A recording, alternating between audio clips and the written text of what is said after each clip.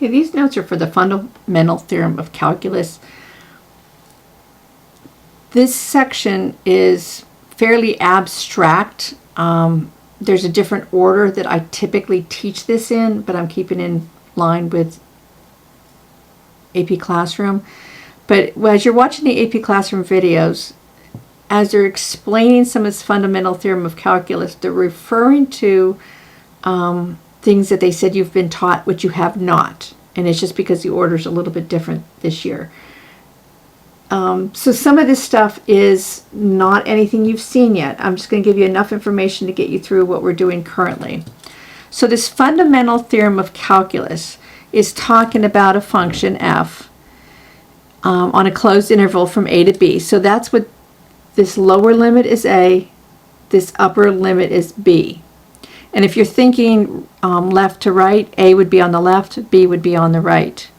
So you would take the integral of f of x dx, and it's going to become the antiderivative evaluated at b minus the antiderivative evaluated at a.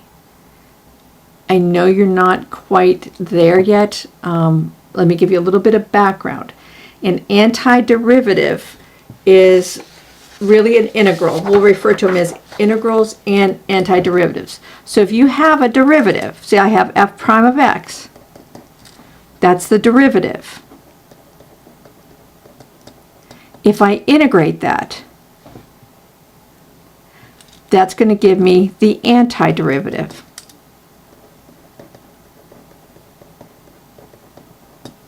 And we're going to do this. And the notation for this is typically the antiderivative is an uppercase f, and it'd be the integral of the lowercase f. It will get easier at the end of this unit. I'm waiting to see if the changing it up and teaching the concepts first are going to help you with everything else later on. So this is called a definite integral, and the gentleman in the AP Classroom does refer to this, that you could take this integral and evaluate the antiderivative, a lower limit and an upper limit, but you always take the upper limit, which is b, and you subtract the lower limit. And in this problem, this example, they're telling you that you can, it's not necessary to include the constant integration, and I will tell you why later on. What we're really going to focus on with this assignment is this, it's called the second fundamental theorem of calculus. And it's, the concept itself is not difficult, but the way the problems can be presented are a little bit tricky.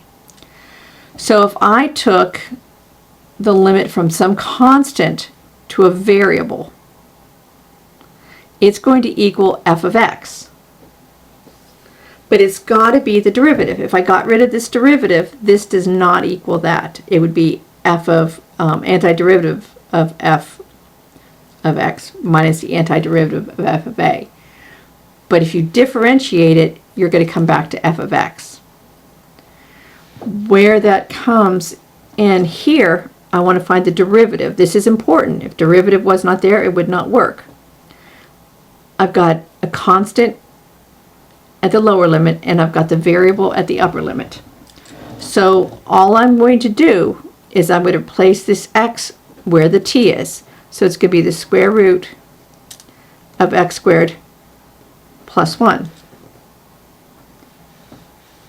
That is done. But you have to be careful what the question is asking. If it doesn't ask for the derivative, you cannot use this. The second one is asking for the derivative again, because it has f prime of x. They're saying this is f of x. So the derivative then, I'm going to have the square root of x squared.